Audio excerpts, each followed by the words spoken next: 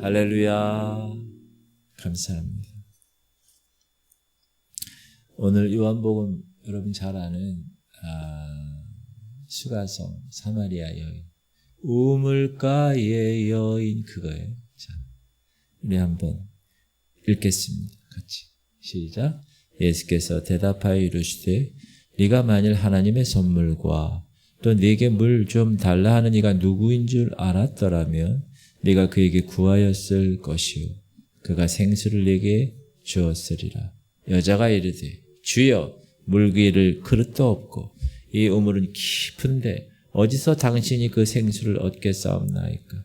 우리 조상 야곱이 이 우물을 우리에게 주셨고 또 여기서 자기와 자기 아들들과 짐승이 다 마셨는데 당신이 야곱보다 더 크니까. 예수께서 대답하여 이르시되 이 물을 마시는 자마다 다시 목마르려니와 내가 주는 물을 마시는 자는 영원히 목마르지 아니하리니 내가 주는 물은 그 속에서 영생하도록 솟아나는 샘물이 되리라. 아멘. 오래전에 한 오디션 프로그램에 남매가 등장했어요. 기타 하나 들고 조금은 촌스러운 패션으로 무대에 올랐습니다. 그러나 노래를 부르자마자 심사위원석이 뒤집어졌어요. 눈이 휘둥그레진 심사위원들은 입을 모아 말했어요. 이런 사람들이 정말 아티스트예요. 싱어송라이터예요. 얼마나 좋습니까? 얼마나 창의적입니까? 누구죠 그 사람들? 어떻게 이렇게 잘하세요? 60대가.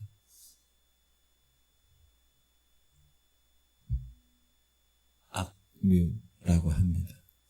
그 남매가 특별히 기독교인들에게 관심을 끌었던 이유가 있는데 몽골 선교지에서 어린 시절을 보낸 선교사 자녀들이었기 때문에 전문적인 음악 교육을 한 번도 받지 않았는데 대한민국을 대표하는 뮤지션으로 우뚝 선 것입니다. 근데 그 남매 중에 여동생이 있습니다. 유퀴즈에 나왔어요. 놀라운 이야기를 고백합니다. 2년 동안 집 밖으로 한 발자국도 나가지 않았다는 거예요. 왜 그랬을까? 본인이 한때 그토록 사랑했던 음악이 더 이상 즐겁지 않았기 때문에. 그리고 오빠가 군대 가가지고 그 공백 기간에 많은 슬럼프에 빠지게 됐고 노래를 부르는 것이 행복하지도 않고 오히려 두려워졌다. 특별히 음악 방송에 나갈 때마다 동료 가수들이 그 날씬함에 자신을 비교하면서 자존감이 완전히 무너졌다.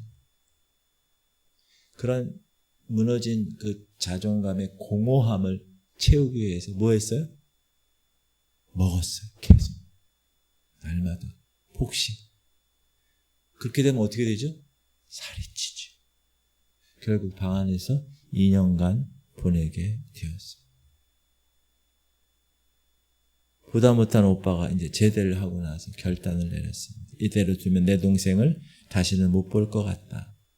그런 생각이 들어서 동생을 불러서 1년간 합숙을 하면서 식단을 짜주고 정해진 시간에 먹고 마시고 함께 운동하는 그런 생활을 시작했습니다. 결국 동생은 그 깊은 우울의 터널을 빠져나와서 다시 앨범을 냈고 다시 회복이 되었습니다. 동생은 유튜브 시작한 지 일주일 만에 구독자 30만 명. 우리 교회는 5년이 돼가는데 구독자가 몇 명인가 모르겠는데 하여튼 일주일에 30만 명. 그리고 나중에 200만 명까지 성장시켰습니다. 그 200만 명이 이 동생을 바라보며 기뻐했습니다. 그런데 사실 그 동생의 내면의 깊은 공허감은 2년 동안 많이 무너졌다는 사실입니다. 우리는 이렇게 흔히 생각하는데 나는 외로워서 방황하는 거야. 이 세상에 나를 알아주는 사람이 아무도 없네. 그렇게 생각하죠, 흔히. 그런데 지금 팔로워가 200만 명이 자기를 바라보고 있고 자기를 기뻐하고 있음에도 불구하고 이 사람은 여전히 깊은 우울, 깊은 삶 가운데 빠져 있을 수밖에 없습니다. 무슨 말이냐? 혼자여서 방황하는 것이 아니라는 거예요. 내 안에 채워지지 않은 그 무언가가 있기 때문에 방황하는 것이다. 방황은 여러분, 내가 무능해서, 잘 몰라서, 무지해서 방황하는 게 아닙니다. 20대는 20대대로 고민하죠. 대학 들어갔을 때는 기뻤는데 졸업할 때가 되니까 내 전공이 나와 맞지 않는 거예요. 4학년 때 졸업할 때 되니까 그때서야 생기는 내 전공이 나랑 맞지 않네. 그래서 방황하는 거예요. 30대 취직하자마자 깨닫는 것이 있어요. 취직했어요? 근데 뭐라고 생각해요? 여기는 아닌 것 같아. 그래도 어떻게 해요? 그래도 먹고 살아야 되니까 어쩔 수 없지. 그러고 방황합니다. 40대 계시나요? 결혼만 하면 해결될 것 같았는데 결혼해도 어쩔 수가 없네. 윤전사님 그러면 안 돼요. 자, 50대 계시죠? 인생이 어느 정도 자리를 잡은 줄 알았는데 깊은 질문이 오늘 밀려오는 거예요. 이렇게 사는 게 맞나? 아이들은 다 컸고 난 뭘 위해서 지금까지 달려왔어? 앞으로 남은 인생은 어떻게 살아야 돼? 60대도 마찬가지. 자, 60대. 자, 잘 들으세요. 은퇴하면 여유와 평안이 올 줄 알았는데 예상과 다른 거. 일이 끝나니 오히려 허전하네. 제 아는 63년생 장로님이 교장 선생님인데 은퇴하셨어요. 엊그제 만났거든요. 그리고 몇 주 전에 아내를 먼저 하늘나라 보내셨어요. 마음 때문에.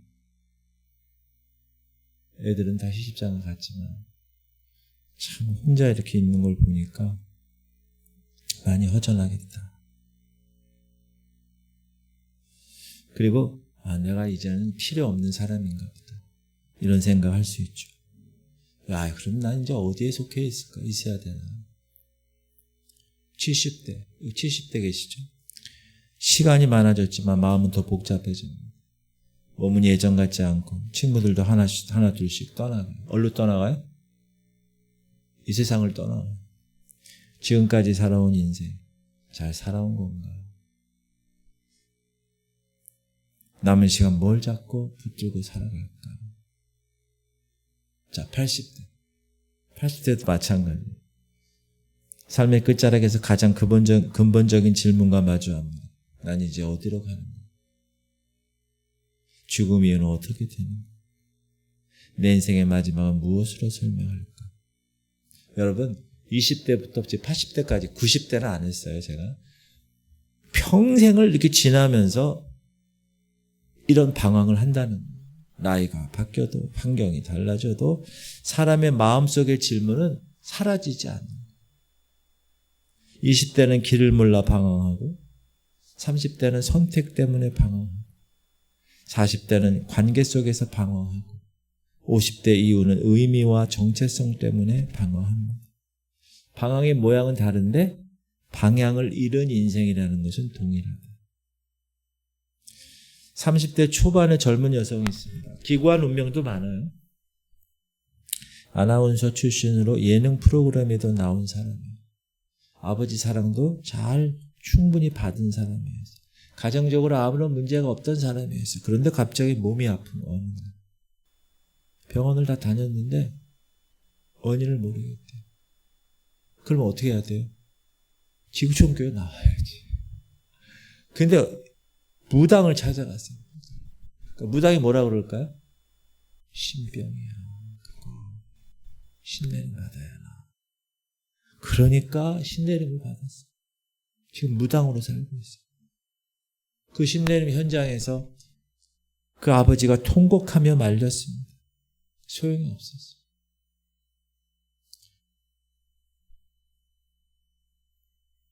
아나운서 출신이고 연예인 그리고 집안에 사랑도 많이 받았는데도 이런 방황 가운데 있게 된다는 것.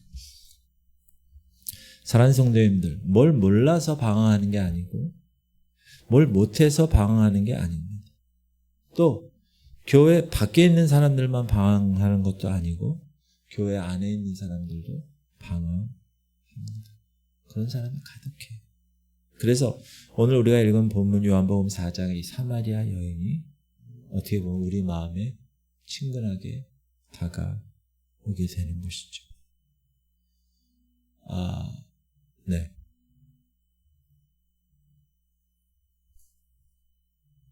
네.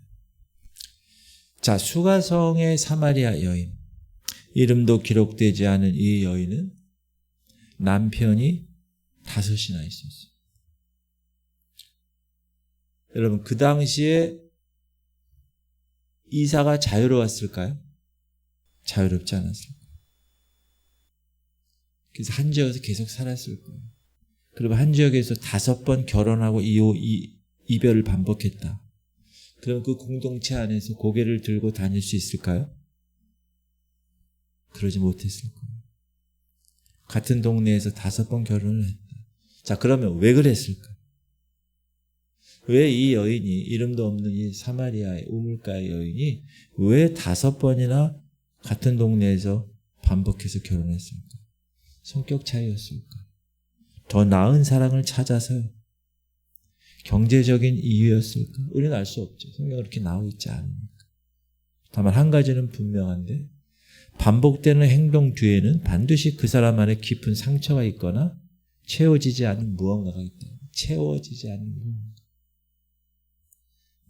본문에서 예수님은 이 여인에게 뭐라고 하지 않으셨어요. 그냥 너 음란하니? 왜 이렇게 음란하니 너 5번이나? 너 왜 그러니? 전사님 지금 잘 나오는데요. 네.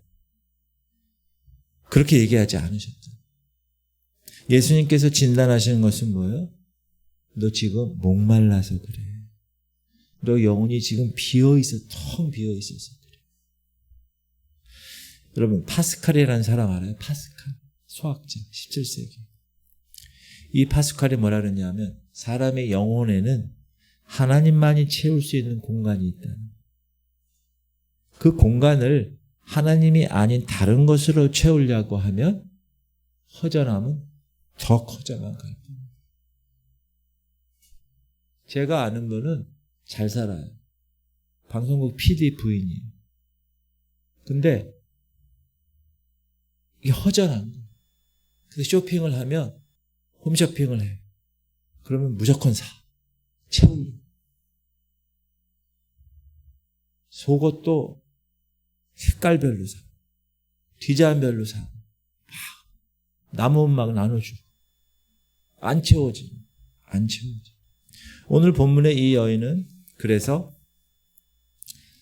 사람들이 모두 집안에 있을 그 뜨거운 시간에 우물가에 나와서 물을 길었어요. 사람들의 차가운 시선을 견디느니 뜨거운 땡볕 아래서 홀로 있는 것이 더 낫겠다. 여러분 우리도 그럴 때가 있죠. 가끔. 어제 제가 경원신학교 강의할 때 우리가 서로 나눴는데 우울한 그런 건 막 온다는 거. 그거에 관해서 이제 서로 나눴는데 우리도 그럴 때가 있어요. 우울할 때. 귀찮게 느껴지는 날이 있어요. 그냥 아무도 찾지 않는 조용한 카페에서 그냥 어두운 쪽 구석 자리에 앉아가지고 그냥 가만히 고독을 씹으려고 하는 그런 경우. 아마 이 여인이 그런 여인이 아니었을까. 혼자 있는 것이 유일한 낙이었던 이 여인. 그것이 우리의 자화상이 아닐지도 모릅니다. 그래서 이 사마리아 여인은 나름대로 발버둥 쳐본 거예요. 그래서 이 남자, 그래서 저 남자, 그래서 이 일, 저 일 열심을 한 거예요. 그런데 그 공허감은 더 큰 거예요. 너무 힘든 거예요. 그런데 말입니다. 이때 예수님이 찾아오셨다. 사마리아 여인이 찾아간 게 아니에요. 예수님이 찾아오셨어요. 이게 복음의 핵심입니다. 이 여인은 예수님을 만나러 우물가에 간 것이 아닙니다. 그냥 물 길러 우물가에 간 거예요. 근데 그 우물가에서 예수님이 기다리고 계셨다. 텅 빈 마음을 가지고 애타게 채우려고 우물가에 갔는데 예수님이 기다리고 계셨다. 그냥 물 길러 갔을 뿐인데 그 자리에 예수님이 계셨던 것입니다. 사랑하는 성도님들, 우리의 인생의 결정적인 만남도 마찬가지입니다. 여러분 예상대로, 여러분 스케줄대로 오지 않습니다. 우리가 전혀 예상하지 못한 그 순간에 주님의 주도권으로 주님이 찾아오시고 만나 주시는 것입니다. 저는 오늘 이 자리가 그런 자리가 되기를 축복합니다. 그냥 여러분 아무 생각 없이 나왔어요. 근데 예수님이 기다리고 계셨어요. 보이세요? 그런 마음을 가지고 하나님 말씀을 받는 거예요. 한 선교사님이 여자, 남편이 치과 의사인데 잘 사는 거죠. 근데 지금은 그런데 예전에는 어린 시절에는 너무도 불행했어요. 가정에서. 아버지는 술을 좋아했고 술만 먹으면 폭력적인 아버지가 되었고 엄마와 오빠들과 자기를 계속 때리고 아버지는 술 먹다가 화가 극에 달하면 술병을 깨서 그 깨진 유리 조각을 입으로 씹기도 하고 연탄가스를 피워서 다 같이 죽자라는 말도 가격하게 한 사람이에요. 그런데 어느 날 그 아버지가 스스로 생을 마감하셨습니다. 어린 딸 그 현장을 직접 보게 됩니다. 아버지 표정이 너무나 두려움에 질려 있었어요. 이 딸은 교회 다니지도 않았을 때 그때 직감했습니다. 우리 아버지 지옥에 가십니다. 근데 이상하게 장례를 치르고 났는데 가족들 마음이 오히려 평화로워요. 아버지 없는 게 오히려 가족들에게는 안식이었어요. 근데 몇 년 뒤에 공부를 그렇게 잘했던 둘째 오빠, 그 오빠가 삶의 소망을 잃고 일본의 이단 종교에 빠지게 됩니다. 남녀를 한게. 그렇게 2년을 지내다가 우울증으로 스스로 목숨을 끊었습니다. 5년 뒤에 큰 오빠가 하나님 어디 있어? 라고 외치고 한강다리에 가서 투신해서 죽었어요. 몇 년 사이에 6가족 중에 3명이 스스로 생을 마감했습니다. 자, 이 딸은 하나님 믿지 않았어요, 그때. 근데 이 딸 마음 가운데 이런 생각이 솟았어요. 그래? 그래, 나도 죽을 테니까 하나님 한번 살려보시오. 그리고 극단적인 선택을 하려는 그 찰나에 하나님이 이 딸에게 환상을 보여주십니다. 지옥으로 빨려가는 환상 속에 불 가운데 뱀과 구더기 사이에 나 살려줘 외치는 둘째 오빠의 모습을 본 것입니다. 그 순간 하나님의 음성처럼 어머니의 기도 소리가 들렸습니다.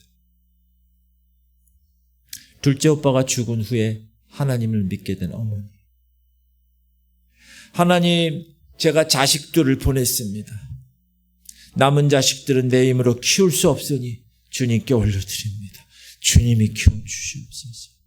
그 기도 소리가 지옥의 환상 속에서 울려 퍼졌습니다. 그때 이 딸이 무너졌어요. 하나님, 내게 딱 한 번만 기회를 주세요. 피를 토하며 부르짖을 때 예수님이 나타나시고 이 딸의 손을 붙잡아 주셨습니다. 사랑하는 내 딸아, 두려워하지 말라. 내가 너를 도우리라. 기적적으로 살아난 이 딸, 지금 멕시코 선교사로 헌신하고 있습니다. 사람은 어떤 상황에 있는지 다 다르잖아요. 근데 그런 상황에서도 다 이렇게 어떻게 해요? 방황할 수 있다. 방황할 수 있다. 뭐 하면 하나님 만나지 못하고. 가정조차도 완전히 풍지박산이 되고 풍비박산. 그 사람의 개인도 완전히 바닥을 치는 그런 방황이 있다는 거예요. 지금 이 사마리아 여인, 이 수가성의 우물가의 여인이 그런 방황 가운데 남편을 5명이나 받고 그런 삶을 살다가 우물가에 왔는데 예수님이 기다리고 계십니다. 자, 예수께서 이 여인에게 물을 달라고 하시면서 대화를 시작하시다가 갑자기 이렇게 얘기합니다. 가서 네 남편을 불러와라. 여러분이라면 어떻게 하겠어요? 여러분이 사마리아 여인이에요. 지구촌 사마리아 여인. 근데 예수님이 지금 야, 네 남편을 불러와라. 자기 5번이나 지금 바꿨는데. 목사님, 이건 제 사생활입니다. 목사님이 아니라 예수님, 이건 제 사생활입니다. 주일에 예배 드리고 헌금 잘 낼게요. 왜 내 사생활을 건드십니까? 묻지 마십시오. 이 여인도 똑같이 빠져나가려고 지금 한 거예요. 저는 남편이 없습니다. 거짓말은 아니죠. 그냥 같이 사는 거니까. 근데 예수님은 그 여인의 과거를 환하게 드러내시죠. 시작. 너에게 남편 5이 있었고 지금 있는 자도 네 남편이 아니니 네 말이 참되도다. 세상에나. 오늘 처음 만난 유대인 30대 초반의 그 낯선 남자가 내 과거를 다 모두 꿰뚫고 있다니. 이 여인이 얼마나 놀랐겠습니까? 보통 사람들은 여러분 누군가의 과거를 들추어낼 때 그 목적이 뭐죠? 그 사람을 부끄럽게 하려는 거예요. 그래서 폭로하고 그래서 비난하고 그래서 온라인으로 올리는 거예요. 근데 예수님은 달랐어요. 이 자리에는 제자들도 없었어요. 제자들은 지금 마을로 먼저 보내셨어요. 예수님이. 단 둘만의 자리에서 예수님이 이 여인에게 말씀하십니다. 나 너 부끄럽게 하려고 온 거 아니야. 나 너 도우려고 왔어. 나 너 살리려고 왔다. 새로운 인생을 살게 하려고 왔다. 빠져나갈 구멍이 없었던 이 여인은 마침내 이렇게 고백합니다. 시작. 여자가 이르되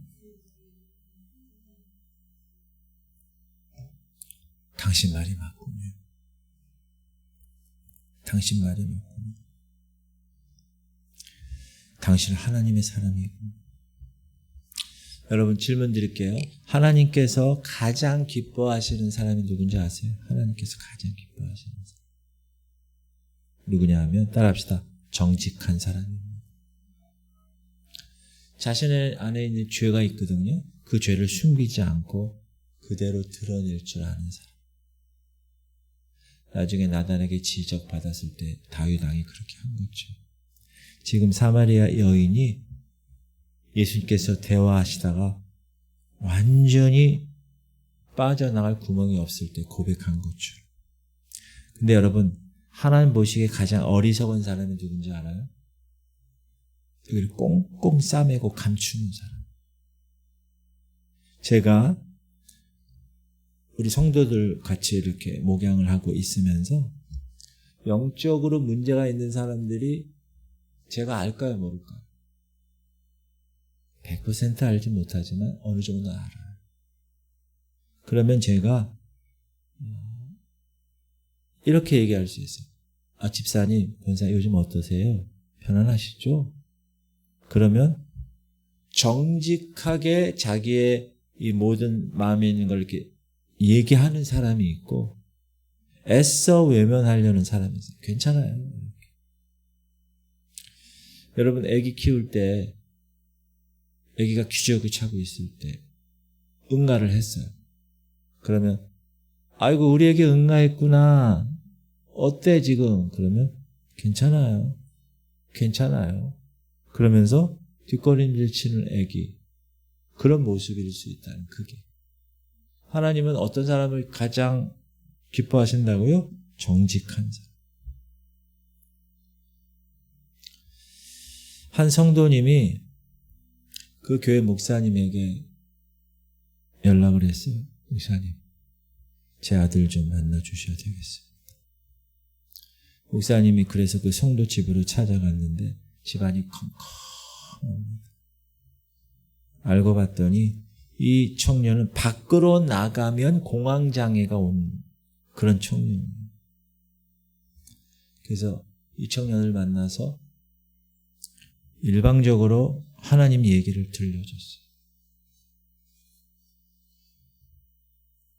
고분고분 듣긴 듣는데 반응을 알 수가 없어요. 이 청년의 반응. 그리고 그날 끝내고 그날 이후에 목사님은 한 달에 걸쳐서 계속 조금씩 관계를 쌓아갑니다. 그리고 이 청년이 드디어 목사님 집 앞에 아무도 찾지 않은 카페가 있는데 거기서 만나요. 드디어 이 친구가 집 밖으로 나오게 된 거예요. 그래서 목사님이 얼마나 속으로 기뻤는지. 그래서 카페에서 만났어요. 대화를 하는 거예요. 대화를 하다가 야 우리 교회 청년 중에 이단에 있다가 빠져나온 청년이 있단다. 이런 얘기 저런 얘기 하다가 이단 얘기를 하니까 이 청년의 표정이 순간 싹 바뀌는 거예요. 그러면서 이렇게 고백하는 거예요. 하나님 기뻐하시는 사람이 어떤 사람이라고요? 정직한 사람. 목사님 제가 사실 신천지에 있었어요. 목사님 커피 마시다가 갑자기 놀랐어요. 근데 아무렇지 않은 척. 아 그랬구나. 알겠어. 그럴 수도 있지. 그래서 이야기를 들어줬어요. 이 청년이 청소년 시절에 부모님 따라 어느 교회를 다녔는데 그 교회는 활동이 너무 재밌는 난타를 막 하고 악기를 막 하고 각종 문화 공연이 있고 막 징을 치고 막 날마다 4-5시간씩 연습하니까 얼마나 좋았는지 모르는데 삶의 이유와 목적을 거기서 찾았어요. 이 친구. 근데 나중에 알고 보니까 그곳이 어디였어요? 신천지. 그때는 이미 그 신천지 사람들과 모든 인간관계가 다 기반이 잡혀 있을 때예요. 그러니까 빠져나올 수가 없는 알면서도. 그런 상황에서 코로나가 있었고 코로나 이후에 그냥 집안에 계속 있게 된 그때 엄마가 목사님을 만나게 되게 한 것입니다. 그래서 이 목사님이 이제 이 청년을 데리고 안 되겠다. 그래서 수련회 데리고 갔어요. 방도 따로 잡아주고 야 너 그냥 제일 뒷자리에서 그냥 시간만 보내. 그렇게 아무런 생각 없이 수련회장에 왔는데 찬양을 부르는데 이 청년이 맨 뒤에서 손을 들고 막 찬양을 하는 거예요. 목사님 입장에서 이것도 기적이라는 거예요. 야 얘가 드디어 마음이 열렸네. 통성기도 시간이 됐어요. 근데 청년이 안 보이는 거예요. 어이구 걱정이 되는 거예요. 그래서 살짝 가서 보니까 의자 사이에 무릎을 꿇고 두 손 들고 기도하는 거예요. 눈물을 흘리면서. 그 모습을 보면서 이 목사님 감동을 먹어요. 주님 감사해요. 하나님이 살아계시는구나. 하나님이 이 아이를 사랑하시는구나. 그렇게 신앙이 회복되는 어느 날 이 청년이 연락이 왔어요. 목사님 제가 아는 친구가 있는데 너무 힘들어 보여서 목사님 만나게 해드리고 싶어요. 이제 자기도 힘들었는데 자기보다 더 힘든 친구를 위해서 이 친구가 움직이기 시작합니다.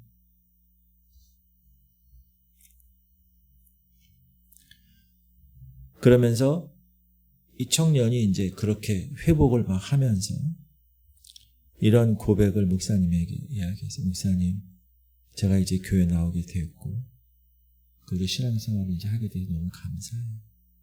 근데 내가 생각할 때는 내 자아와는 싸워서 이기지 못하고 있는 것 같아요. 제가 봤을 때는 예수님보다 세상을 더 사랑하는 것 같아요. 어떤 때는 이게 죄인지 알고 끊어야 하는데 여전히 끊지 못하는 제가 너무 싫어요. 비참해요. 이렇게 살아서 천국에 들어갈 수 있을까요? 목사님은 드디어 이 메시지를 이 친구한테 듣고 나서 얼마나 기뻤는지 몰라요. 왜냐하면 그전까지는 이 청년은 뭐가 죄고 뭐가 의인지 생각 자체가 없었어요. 뭐가 옳고 뭐가 그른지 아무런 감이 없었던 애였는데 그냥 어두컴컴한 방에서 그냥 되는 대로 살았었는데 이제 눈이 띄어졌다는 거예요. 영적인 눈이 좀. 그리고 하나님과 가까워지는 시간을 계속 가지면서 영의 감각이 살아나게 돼요. 영의 감각. 방황 속에 있을 때는 방황 자체를 몰랐다가 이제 하나님께 가까이 와보니까 내가 그때 방황했구나. 이걸 알게 된 거예요. 그리고 하나님의 음성을 들은 거예요. 야, 너 지금 버림받는 길을 걷고 있는 게 아니야. 너는 지금 흔들리고 있을 뿐이야.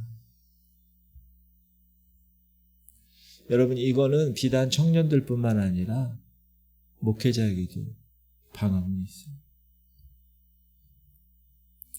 어느 목사님이 어느 집회에 참석했어요. 그냥 평신도 시국. 그리고 그 집회에서 마지막 고백 시간이 있었는데 같이 모아서 이렇게 나누는 시간이 있었어요. 근데 목사님이 가운데 앉아서 이 나눔을 하려고 하는데 막 눈물이 흘러나는 거예요. 말을 하려다가 또 말을 하려다가 그리고 마침내 이 목사님이 입을 열어 내뱉은 첫 마디가 이거였습니다. 여러분, 저는 동성애자였습니다. 동성애자였습니다가 아니라 동성애자입니다. 거기서 같이 집회에 참석했던 모든 사람들이 다 숨을 멈췄어요. 이 목사님이 오랜 목회 시간 이렇게 하면서 그 동성애의 비밀 관계를 계속 이어왔다고 고백합니다. 근데 하나님의 은혜로 그걸 끊으려는 결단이 서가지고 끊어야지. 그래가지고 상대방에게 얘기를 했으니까 상대방이 협박을 하는 거예요. 관계 끊으면 당신 교회 성도들에게 모두 알릴 거야. 그래서 그 협박에 굴복해서 또다시 수많은 시간을 그 관계 속에서 보냈다고 해요. 그러나 이 집회에서 말씀 앞에 서면 결단하는 거예요. 안 되겠다. 나 더 이상 이렇게 살 수가 없어. 예수님이 십자가에 못 박혀 죽으신 것처럼 내 자아도 내 정욕도 동성애에 대한 그 감정도 십자가에 다 못 박아 죽여. 그리고 나 교회로 돌아가서 성도들에게 고백해야지. 만약 성도들이 용서한다면 목숨 걸고 다시 목회하겠다. 그러나 용서하지 않으면 나 조용히 떠나야지.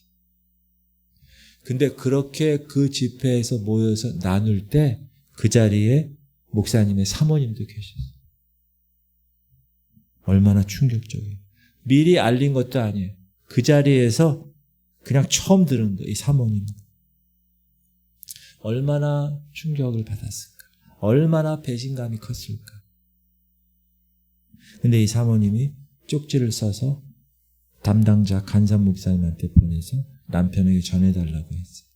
그 쪽지에는 짧은 두 문장이 적혀 있었습니다. 여보, 난 그래도 여전히 당신을 사랑해.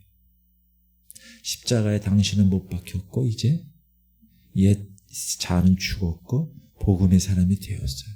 당신이 이제 잘 갈 수 있어요. 여보, 사랑해. 그 쪽지를 받은 목사님들, 그 곁에 있던 모든 사람들이 다 오열하기 시작합니다. 그리고 신기한 일이 일어났어요. 누가 말씀 선포한 것도 아닌데 한 사람이 자기의 감추고 싶었던 가장 부끄러운 죄악을 고백하는 그 순간 그 공간의 영적 공기가 달라졌어요. 하나님의 임재가 임한 것입니다.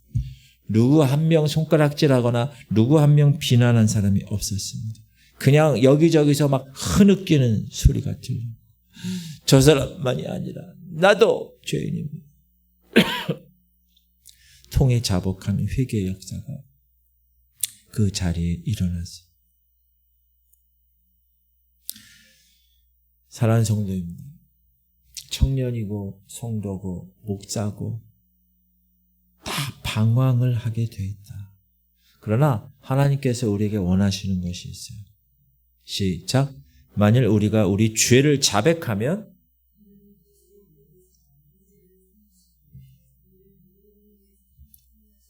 성경은 여기뿐만 아니라 수많은 곳에서 자신의 죄를 고백하는 그 사람은 깨끗함을 받는다고 분명히 말씀하고 계세요.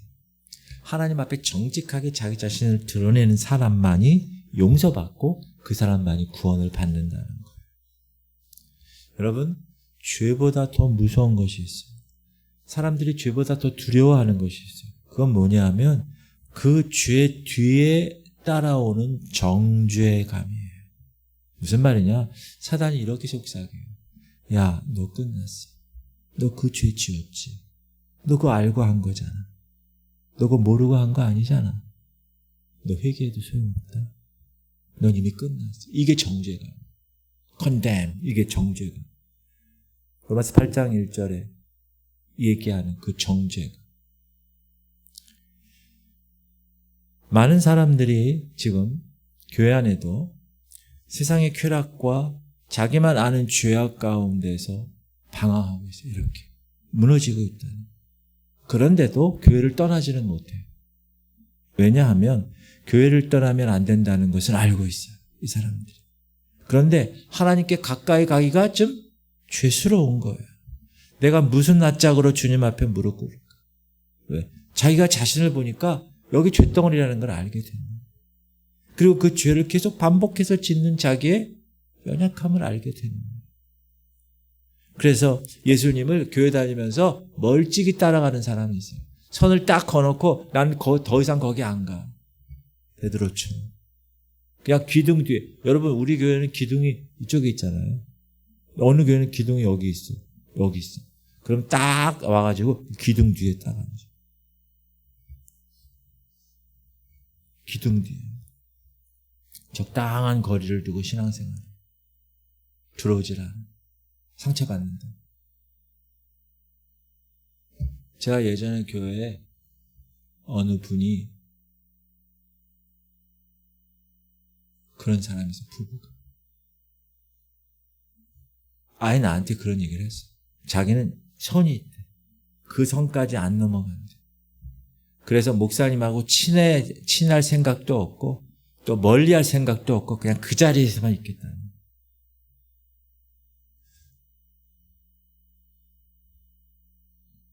최근에 얘기 들었어요. 그분도 나갔대요. 교회. 얼마나 안타까워. 여러분, 그러면 안 돼요. 멀찍이 있으면 안 됩니다.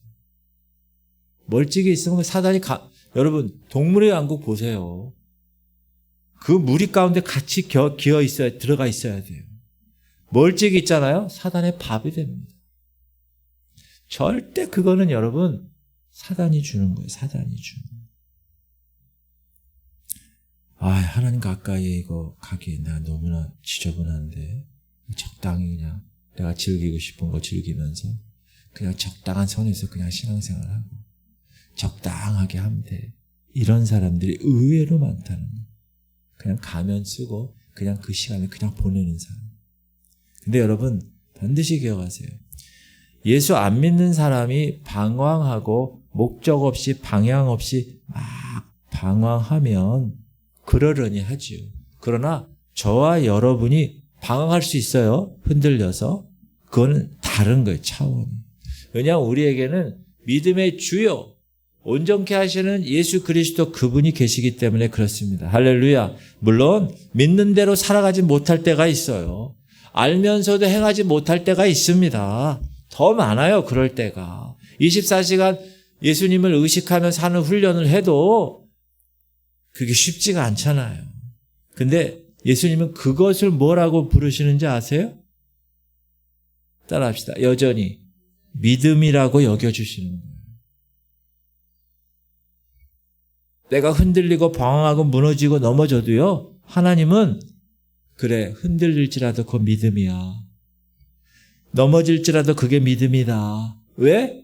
다시 일어서면 되기 때문에 그런 거예요. 예수님은 그렇게 여러분을 인정해 주는 거예요. 아멘? 그러므로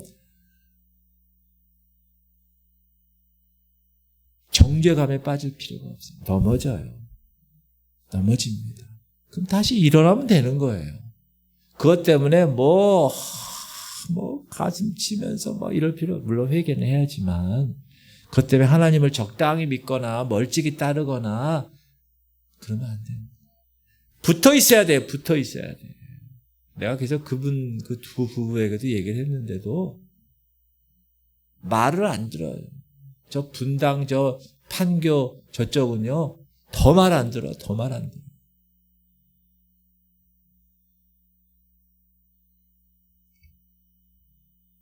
여러분, 그럼 본문의 사마리아 여인은 예수님 만나고 어떻게 했어요?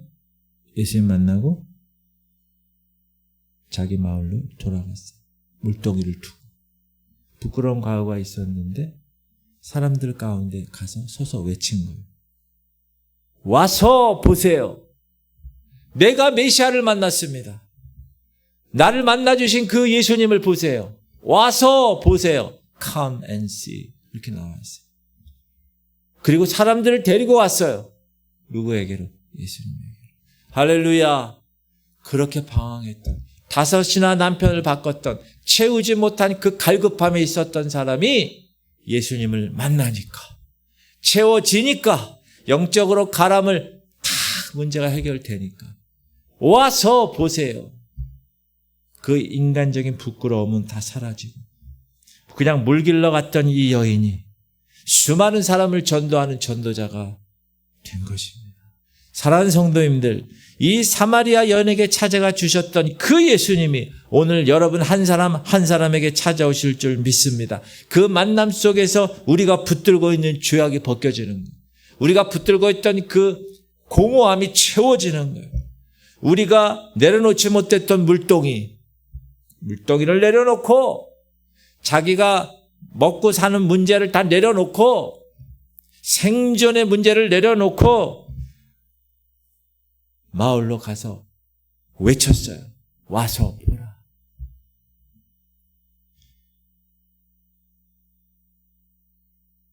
여러분들도 저도 마찬가지입니다. 핵심, 주님이 먼저 찾아오셔서 여러분을 기다리고 계신다는 걸 꼭 잊지 마세요. 내 이거 공허감 어떡하지? 나 숨기고 있는 이 죄 어떡하지? 방황하는 거 어떡하지? 별로 중요하지 않아요. 주님 앞에 나가서 정직하게 하나님 회개하고 그 죄에 대해서 정말 눈물 흘리면서 하나님께 간구하면 하나님은 동이 서에서 먼 것처럼 그 죄가를 기억도 하지 아니하시는 사랑의 하나님이신 거 믿으시기 바랍니다. 그러므로 여러분이 신앙생활할 때 뭔가 넘어질 수 있는데 그 넘어짐 때문에 사단의 그 소리, 정죄감에 빠지면 되지 않고 그냥 넘어지면 어떻게 해요? 일어나는 거예요.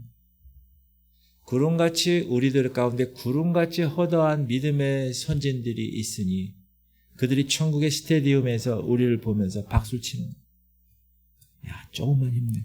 이제 이 트랙 한 바퀴만 돌면 너 골인 지점이야. 힘내. 우리의 무거운 짐과 얽매이기 싫은 죄를 다 벗어버리고 그 다음에 단어가 중요해요. 인내로서 경주한다. 인내로서. 넘어질 수 있어요. 한 번, 두 번 인내하셔야 돼요. 끝까지 참으시면서 또 일어나셔야 돼요. 할렐루야. 그게 믿음의 백성이라고 하나님이 칭해 주는 거예요. 하나님은 사마리아 여인 정죄하지 않았어요. 내가 너를 살리려고 왔어. 여러분 그 음성을 들으시길 바랍니다. 지금 여러분 마음 가운데 주님이 여러분을 살리려고 왔다는 거예요. 그 음성을 듣고 여러분 어떻게 해야 돼요? 정직하겠습니다. 하나님 앞에 서요. 하나님은 여러분에게 여러 면이 있잖아요. 근데 여러분에게 가장 중요하고 큰 그것을 다루시는 거예요. 예를 들면 교만하다. 그 교만을 다루시고 하나님과 재물 사이에서 막 갈등한다. 그러면 재물로서 다루시는 거예요. 육체로서 막 범죄한다. 그러면 병으로서 다스리고. 그래서 여러분이 지금 내가 지금 방황한다. 그럼 깊이 생각해야 돼. 내 어느 영역에서 하나님이 기뻐하시지 않을까? 그래서 그 영역을 찾아내서 그 영역에서 온전하게 주님께 돌이키셔요. 그러면 하나님이 그 다음부터는 어떻게 해요? 하나님의 물동이를 내려놓고 동네 가서 와서 보라고 하는 전도자로 쓰임받는 사람이 되게 하신다. 제가 경인신학교 학생들에게 어제 뭐라 그랬냐면 하나님 크기에 큰 그림이 있는데 이 마지막 시대에 그분들 나이가 많아요. 40대, 50대예요. 왜 젊은 애들 말고 당신들을 하나님이 부르셨을까? 주의 종으로 만들기 위해서. 그 하나님의 큰 그림에 하나의 퍼즐이 당신인데 그 퍼즐을 딱 맞추려고 했는데 안 맞춰지는 거예요.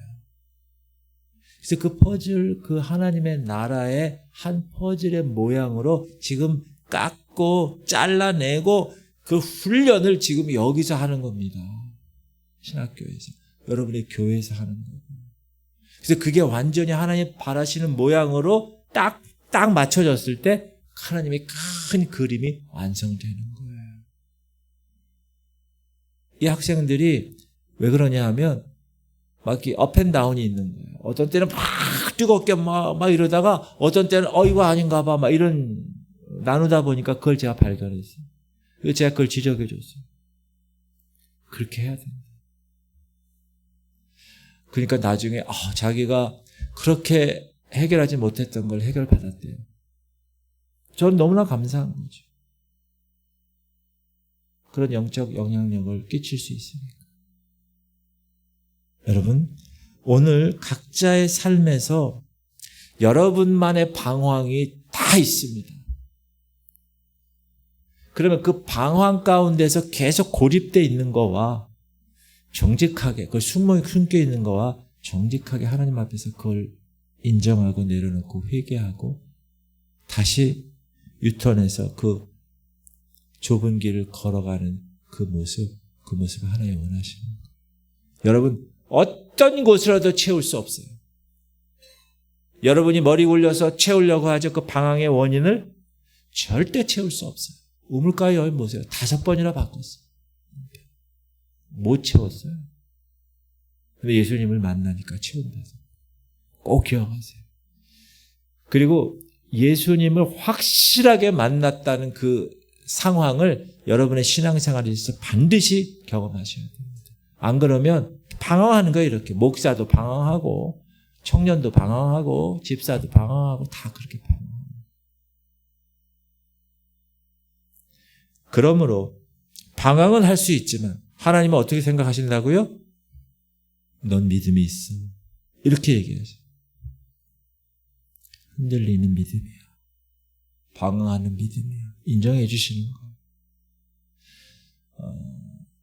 오늘 5월 8일 어버이날이고 5월달은 가정의 달인데 이제 여러분이 자녀들과 또 배우자와의 부모와의 관계에서 어떻게 생활할 것인가.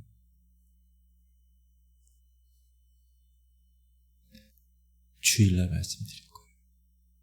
여러분 기대하시고 하나님께서 저는 확신하고 있어요. 여러분 자녀들 지금 말 안 듣고 하나님 떠나 있는 것 같고 그렇잖아요.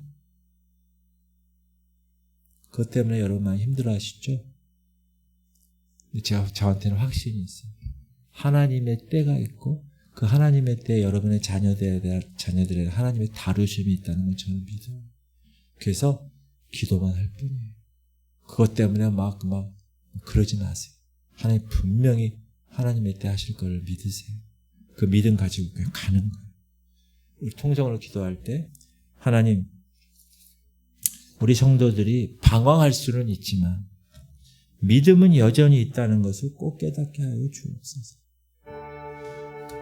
우리 성도들이 예수님은 그런 죄인을 먼저 찾아오시는 분임을 깨닫게 하시고 하나님이 기뻐하시는 사람은 어떤 사람이라고요? 정직하게 그 하나님 모든 걸 다 내려놓는 거예요. 하나님 앞에. 여기 우물가 여인처럼. 그리고 예수님을 만났다면 자기가 추구했던 물동이를 내려놓고 자기가 추구했던 그런 것들 다 내려놓고 어떻게 하게 돼 있어요? 하나님을 선포하는 전도자로 살아갈 수밖에 없어요.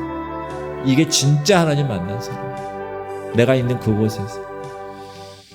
오늘 기도하실 때 여러분 이 세 가지를 놓고 기도해 주시고, 그리고 연약한 우리 지체들이 있어요.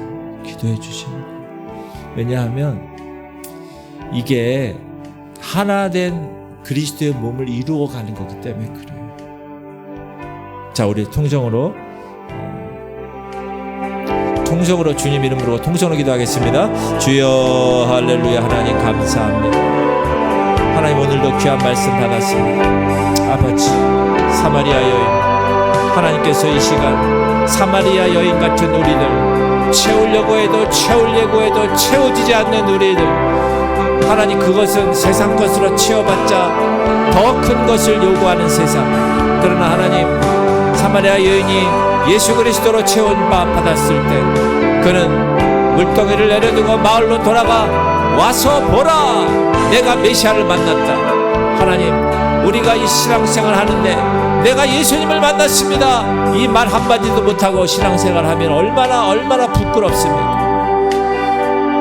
그냥 종교인으로 왔다 갔다 하는 그런 사람으로 산다면